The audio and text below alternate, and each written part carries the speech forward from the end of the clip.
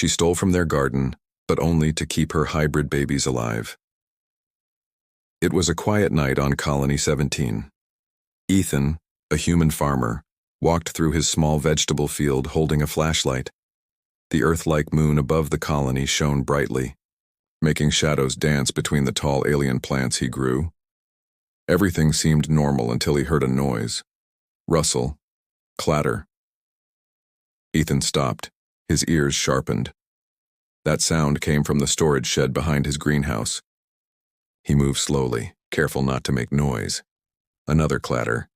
Someone or something was inside. Ethan pulled a metal rod from his belt and crept toward the shed door. As he reached for the handle, the door suddenly burst open. A shadow ran past him. "Hey!" he shouted, chasing the figure. The creature stumbled in the dark, holding a sack full of vegetables, but her body was thin, weak. She tripped and fell to the ground. The sack ripped open. Vegetables rolled across the dirt. Ethan pointed his flashlight and froze. It wasn't a wild animal. It was a woman, but not a human. She was alien, blue-skinned, with long, dark hair and glowing eyes wide with fear. Her clothes were torn. Her arms were shaking. She lifted her hand slowly and said in a trembling voice, "Please don't hurt me." Ethan stood in silence, shocked.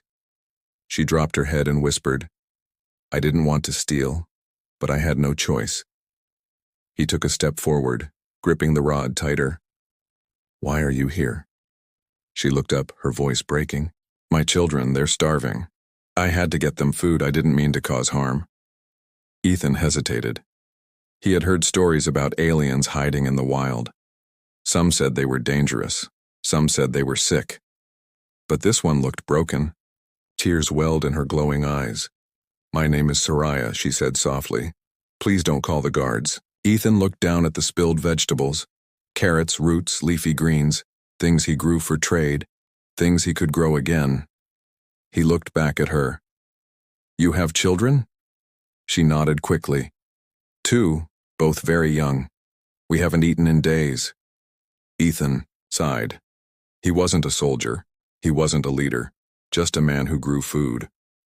And yet at that moment, he had a choice. He could follow the rules, or he could follow something deeper inside. He knelt down beside the sack, picked up a few vegetables and handed them back to her. Soraya stared at him unsure. He spoke slowly. "Show me where they are." Her eyes widened. "Why?" "I want to see if you're telling the truth." She hesitated, then slowly nodded. The two walked quietly through the edge of the forest, far from the colony lights. Soraya moved slowly, her legs shaking. Ethan stayed close, watching the darkness, alert for danger. After 20 minutes of walking, they reached a small cave hidden under thick branches. Soraya slipped inside. Ethan followed, and what he saw broke his heart. Two small alien children lay on the cold ground, wrapped in thin cloth. Their skin was pale, their eyes barely open. One was coughing softly, the other didn't even move. "They're dying," Soraya whispered. "I tried everything, but no one helps us. No one believes us. They think we're criminals or disease carriers." Ethan stepped forward and placed a hand near the child's head. The skin was cold. The child was barely breathing. Soraya fell to her knees. "I didn't want to steal, but they'll die without food." Ethan looked around. No beds, no blankets, just broken pieces of trash used to build a shelter. This wasn't an enemy camp, this was survival. And now he had seen it with his own eyes. He turned to Soraya and said quietly, "Wait here." She looked up quickly. "You're not going to report us?" "No," he said. "I'm going to get you more food." She stared at him like he was a dream. Then suddenly, she began to cry. Not loud sobs, just quiet, shaking tears. "Thank you," she whispered. Ethan didn't reply. He just walked back out into the night. But something inside him had changed. He knew the law, but now he had seen the truth. The first time Ethan carried food into the forest, the bag shook in his hand. Not from weight, but from the beating of his heart. He had helped people before, neighbors, colonists, but never an alien. Never one considered illegal by the colony's rules. Still, when he closed his eyes, he didn't see the law. He saw 2 dying children lying in the dirt. By sunrise, Ethan had returned to the hidden cave with blankets, water, and a box full of vegetables, dried meat, and protein bars. Soraya was outside, her arms around herself for warmth. When she saw him, her eyes widened in disbelief. "You came back," she whispered. "I said I would." She helped him carry the supplies inside. The 2 children were still there, curled up like shadows. One opened his glowing blue eyes slightly, blinking at the food. Soraya knelt beside them and spoke gently in her language. She opened a protein bar and fed it to the older child in tiny bites. Tears fell down her cheeks again, but this time not from pain, from relief. Ethan didn't speak. He just watched until she turned to him and said, "His name is Ren. The smaller one is Vela. She's only 3 cycles old." "Are they sick?" he asked. "No, just hungry. Weak. We ran for too long. My body stopped making milk weeks ago.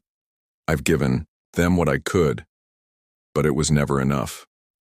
Ethan looked around. The cave was cold and damp. No light, no tools, not even a fire. He was surprised they were alive at all. After the children fell asleep, Soraya stepped outside with Ethan. The sky above was pale blue now. The air was still and cool. "You could be arrested for this," she said softly. "I know," Ethan replied. "Why would you risk that?" He paused, then said, "Because if I were your children, I'd want someone to risk it for me." She looked at him. Her expression was unreadable. "Humans don't usually think like that," she said. "Maybe more should." That night, Ethan returned to his home. He cleaned dirt off his boots and wiped away the guilt before entering the colony walls. Everything felt different. People walked by him, smiled, waved, joked. No one knew what he had done, but he couldn't unsee what he had seen, and he couldn't forget the sound of Soraya's voice when she fed her child. Over the next few days, he returned again and again, each time with more supplies, cooked meals, clean water, bandages, even a stuffed animal that made little Vela giggle for the first time. Ethan saw life returning to them. Color came back into their faces. The cough stopped. The fear faded. And slowly, Soraya began to speak more about her people, about the war, about the moment her escape shuttle broke down during landing, and the Solari authorities abandoned her group in the mountains, calling them damaged cargo. "I lost everyone," she said one night. "They told us help would come, it never did." She paused. Until now. Ethan sat on a rock, chewing on a bar. He looked at the 2 children asleep under a new blanket he'd brought. "You don't have to thank me," he said. But Soraya smiled gently. "I'm not thanking you." He raised an eyebrow. "I'm just wondering what kind of world makes a good man like you afraid to help someone like me." Ethan didn't have an answer, but her words stayed with him in the colony town square the next day. He passed a poster warning. "Unauthorized alien activity suspected. Report any alien contact to council authority." He stared at it for a long time, and then walked away faster than before, because he wasn't just feeding a hungry family anymore. He was hiding a secret, and if someone found out, everything could burn. Rules never used to bother Ethan. He followed them like most colonists did. Wake early, tend crops, pay taxes, speak when spoken to. Life on Earth's outer colonies was simple. Obey, survive, stay quiet. But after meeting Soraya and seeing her starving children, the rules felt different. They felt wrong. At dawn, Ethan stood in front of his crop shed, staring at rows of fresh vegetables ready to harvest. His fingers hovered over the scanner to report the numbers to colony control. He didn't scan them. Instead, he picked 3 sacks worth of food and loaded them into a hover cart. He was breaking the law now, fully and clearly, and for the first time in his life, he didn't care. The forest had become a second home. Each time he visited Soraya's hidden shelter, he brought more than just food. He brought warmth, medicine, clean towels, books, and even an old solar lamp. Slowly, the cave began to feel less like a hole in the earth and more like a shelter. But the more Ethan helped, the more he had to lie. He ignored colony patrol drones by timing his trips at night. He avoided talking to neighbors, and he deleted his delivery logs. It worked for a while until one afternoon a visitor knocked at his door. His neighbor, Mason, stood with arms crossed. "Hey," Mason said. "Saw your cart heading east a few nights back. Everything okay?" Ethan's chest tightened. "I was just checking the fence line," he replied. "Out past midnight?" Mason asked, raising an eyebrow. Ethan nodded, forcing a small laugh. "Had a sick goat, was following tracks, false alarm." Mason stared for a moment, then nodded. "All right, just be careful out there." When the door closed, Ethan didn't move. His hands were sweating. One small slip and everything would fall apart. That evening, Soraya noticed his silence. "You're worried," she said, sitting beside the small cooking flame Ethan had taught her to build. "People are starting to notice," he admitted. She nodded slowly. "Then maybe you should stop coming." Ethan looked at her, really looked at her. Her face had more color now. The children were asleep beside a warm flame, their breathing calm. "Do you want me to stop?" he asked. She blinked. "No." "Then I won't. But if they catch you—" "I said I won't." She turned her head away, but he saw the edge of a smile form on her lips. 2 days later, the first sign of danger appeared. A patrol drone hovered near the forest edge where Ethan usually entered. Its red eye scanned the trees, pulsing softly. He waited an hour in hiding before it left. The next morning, 2 guards from the colony council visited his farm. "Routine check," they said, but they asked too many questions. Why had his reports been late? Why had his crops decreased? Why had his cart logs been wiped? Ethan made excuses. The guards left, but they weren't convinced. That night, Ethan didn't go to the forest. He couldn't risk leading them to Soraya. Instead, he stayed awake, pacing. In the quiet of his home, the world felt cold again. He realized something. He wasn't afraid of being punished anymore. He was afraid of them finding her. The next morning, he left a coded note near the edge of the woods where Soraya would find it. "Wait 3 days, I'll come another way." He couldn't use the same path anymore. It was being watched. But he had to keep helping, even if it meant going deeper, even if it meant risking everything, because he had seen their faces. And once you've seen dying children cry with hope instead of hunger, you don't walk away. You can't. Rain fell on the forest that day. Not the usual soft drizzle of Colony 17, but cold, heavy rain that soaked the leaves, the soil, and Ethan's clothes. He didn't care. His boots sank into mud as he climbed the hill away from the patrol zones, through paths so narrow even drones couldn't follow. He was taking a new route. Longer, harder, but safer. He had promised he would come, and he always kept his word. By the time he reached the hidden cave, his hands were numb. The children rushed to him, not with fear anymore, but joy. Little Vela hugged his leg. Ren offered a shy smile. Inside, Soraya was stirring a pot of soup over a small flame. "You found a new path," she said, not surprised. "They're watching the old one," Ethan replied, pulling off his wet jacket. "You shouldn't keep doing this," she whispered. "I already told you." "I will." She looked at him, eyes full of something more than thanks. But she said nothing more. That night, after the children slept, Ethan stayed behind. The rain had trapped them inside the cave. The air smelled of cooked roots and warm cloth.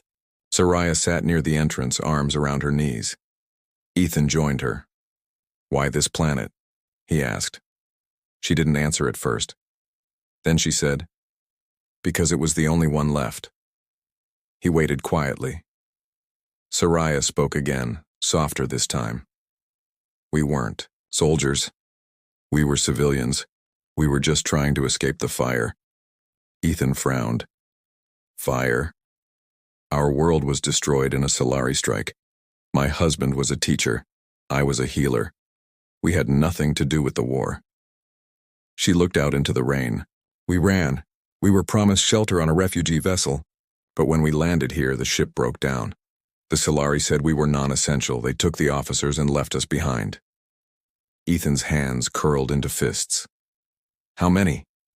Soraya's voice cracked. 37, mostly women and children. What happened? To them? She didn't speak. The silence gave the answer. Only she and her children had survived. Ethan stared into the dark. All the colony laws, the council orders, the security threats they warned about, none of it matched what he had just heard. These weren't invaders. They were abandoned lives. You want to know the worst part? Soraya asked suddenly. Ethan nodded. After they left us, I still believed someone would come. I waited every night at the landing site for rescue, for help, for anything. She paused, her voice shaking. Then one night, a supply drone came. It flew over me. I waved. I screamed. I lit a flare. Her eyes filled with tears. It turned around and flew away. Ethan didn't know what to say. But Soraya wasn't finished. I learned something that night. The galaxy doesn't hate us. It just doesn't care. Ethan reached into his bag, pulled out a dry cloth and gently handed it to her. She took it slowly. Their hands touched. That's not true anymore, he said. She looked at him. He met her gaze. You said no one came, he said. But I'm here now. She didn't cry this time.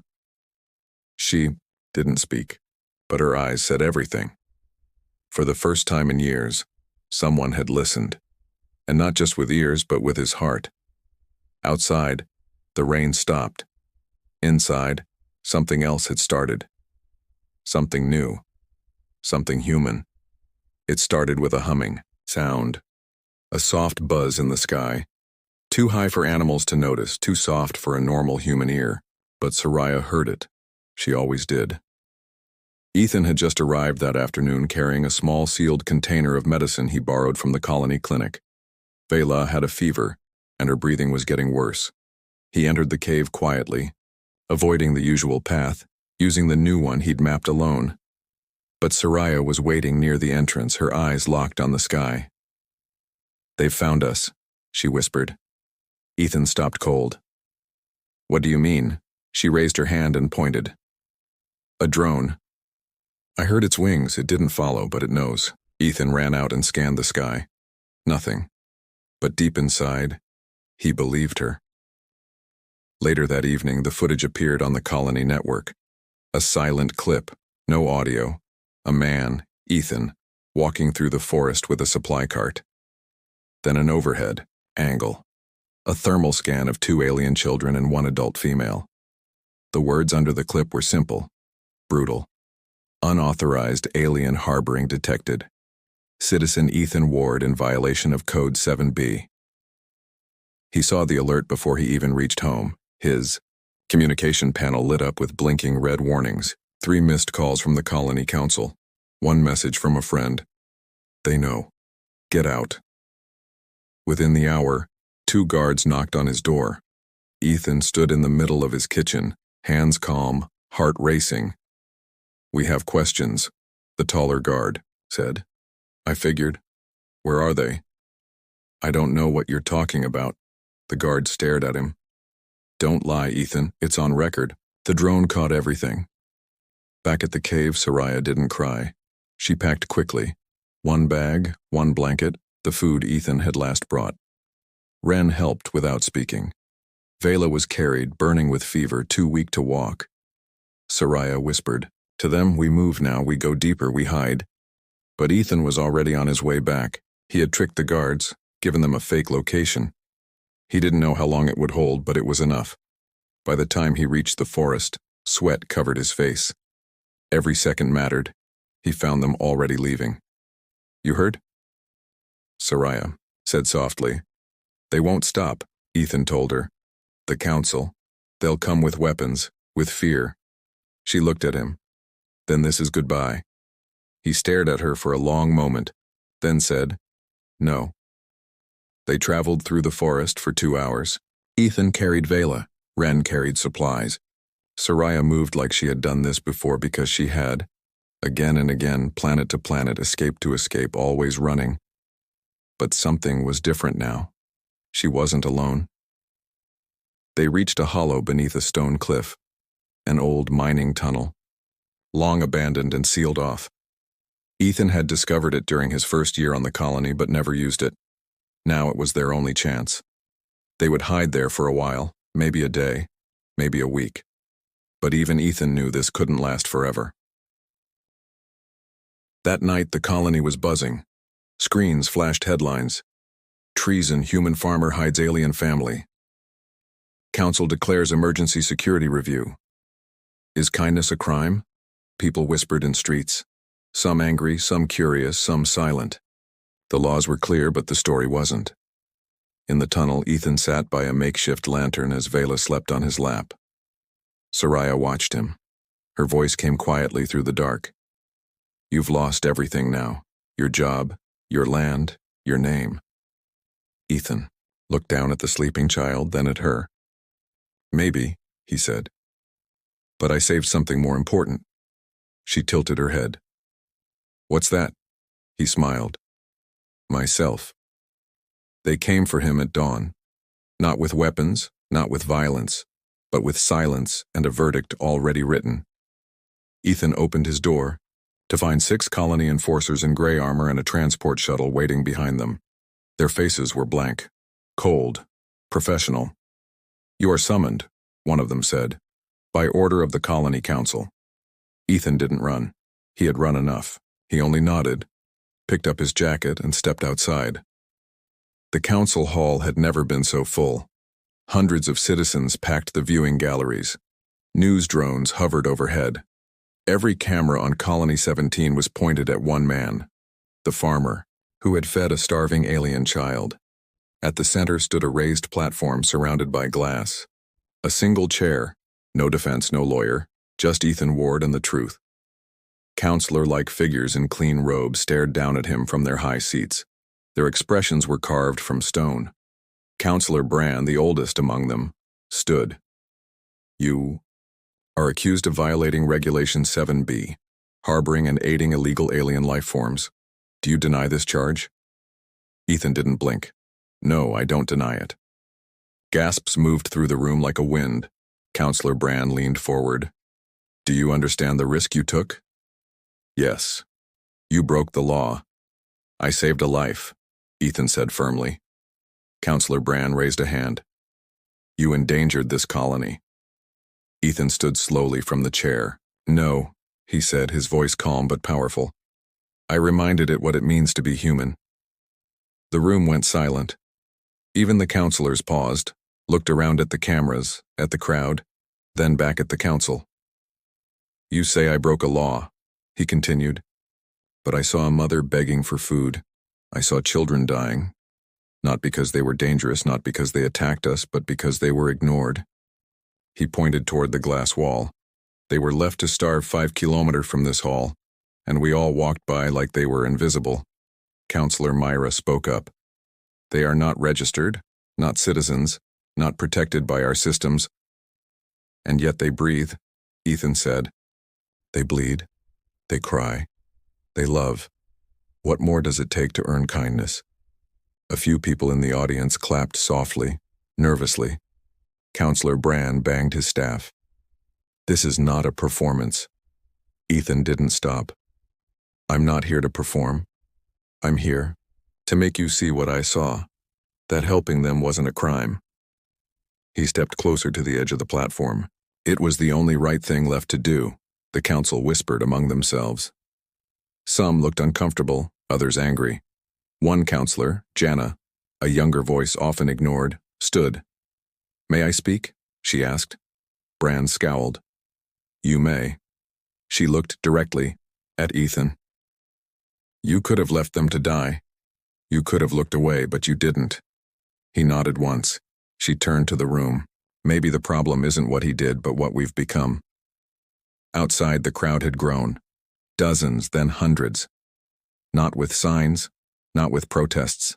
Just standing, watching, listening. People who had once feared aliens now remembered they had children too. That once they were hungry too. That long ago, Earth itself was a refugee planet. Back in the hall, Counselor Brand stood again, face stern. This case is not simple. The laws exist for safety, but so does mercy. We will deliberate. Ethan was taken away, but he did not feel like a prisoner, because as the doors closed, he heard something he didn't expect. Applause. Not from the whole room, but enough. Enough to mean something was shifting. In a cold stone tunnel outside the colony, Soraya held her children close and whispered into Ren's ear. Your friend is brave. He looked up at her. Will he come back? She didn't answer with words, but her eyes shone with something she hadn't felt in years. It didn't start with fireworks. It started with silence. A long, heavy pause after the council verdict was announced. Ethan Ward was not jailed. He was not punished. The council chose something no one expected. They rewrote the law, not because they were kind, not because they suddenly cared, but because they couldn't ignore everyone else who did. Outside the council hall, a crowd had gathered. Men, women, farmers, engineers, even young colonist children, holding simple signs. Kindness isn't a crime. Aliens are people too. When Ethan stepped outside, blinking in the sunlight, the crowd went quiet. Then one by one, they began to clap. Not loudly, not like a hero had arrived, but like a seed had been planted and something was finally growing. In the days that followed, small things began to change. The warning posters disappeared from the town square. Counselor Jana proposed a program to register stranded alien families as temporary protected residents. Medical stations received new orders. Treat first, ask questions later. The changes weren't fast, but they were real. On the edge of the forest, in a newly built shelter made of clean metal and solar panels, Soraya stood outside watching her children play. Ren kicked a ball with 2 human boys. Vela drew pictures on a touch-screen pad that used to belong to Ethan. She laughed now. Not often, not loudly, but real. Ethan approached from the hill, carrying a small bag over his shoulder. Soraya saw him and smiled. He hadn't worn his old farming clothes in weeks. He looked different now, stronger, calmer. Not just a farmer anymore. Something more. Look what the wind brought, she said playfully. Ethan grinned. I thought maybe you were tired of me showing up. Soraya raised an eyebrow. You've said that every time, and every time I'm glad you do. He stepped beside her, watching the children. It's strange, he said. 1 month ago, I didn't even know you existed. 2 weeks ago, she replied, I thought I'd die in that cave. They stood in silence, letting the sun warm their shoulders. You're not afraid anymore, Ethan said. No, she said softly. And that's new. He looked at her. How long has it been since you felt safe? Soraya didn't answer right away. Instead, she said, You remember the night you found me. How could I forget? I wasn't just stealing food, she said. I was also looking for a place to leave my children. Somewhere hidden, somewhere they might be found after I... She trailed off. Ethan turned toward her, heart sinking. I was ready. To give up, she admitted. I'd lost everything, and I thought maybe if I was gone, they'd be helped. He stared at her, silent. Then slowly, he reached out and took her hand. Then I'm glad I stopped you. She nodded, her eyes wet. I'm glad you did too. Later that evening, in the colony's public square, a new structure was being built. Not a government building, not a defense tower. A shared center, run by both humans and aliens. A place for food, healing, and peace. Ethan and Soraya walked past the growing structure, watching volunteers hammering beams, planting gardens, arranging blankets. Some humans still looked uncomfortable, but they worked anyway. One man, once a harsh speaker against aliens, now helped carry supplies with an alien father beside him. Progress wasn't loud, but it was happening. At a small ceremony the next week, Ethan was asked to speak. He didn't want to. He wasn't a politician, just a farmer with dirt under his nails. But Soraya squeezed his arm and whispered, Say what's in your heart. That's always been enough. So he stood before counselors, colonists, and aliens, and said, "We built this colony to survive. We made laws to protect us, but sometimes the laws forget the people. I helped a mother because she needed help. That doesn't make me a hero. That makes me human. And I believe that if we remember what being human means, we won't need so many laws in the first place." There was no thunder of applause, just quiet nods, teary eyes, and Soraya's smile. Later, as the sky turned pink and purple, Ethan sat on the hill outside the alien shelter. Soraya joined him, her long blue hair glowing under the light. "You think the peace will last?" she asked. He chuckled. "Peace never lasts forever, but people can." She tilted her head. "And us? What about us?" She smiled faintly. "Are we just part of this moment or something longer?" Ethan looked out at the trees, the children playing, the stars beginning to blink awake. "I don't know," he said honestly. "But I know this. Wherever you are, I'll keep showing up." She leaned against his shoulder. "I think I'll let you." Months later, a new law was passed. The Compassion Code, an official colony rule that gave aid and protection to stranded non-human life in times of crisis. It was signed with a pen once, used by Counselor Brand himself and handed to Ethan by Soraya. The galaxy didn't change overnight. War still raged in far corners. Greed still ruled in many systems. But in one small colony on one quiet planet, kindness became a law. And a farmer, who once chased a thief into the dark, became the light she and others had been waiting for.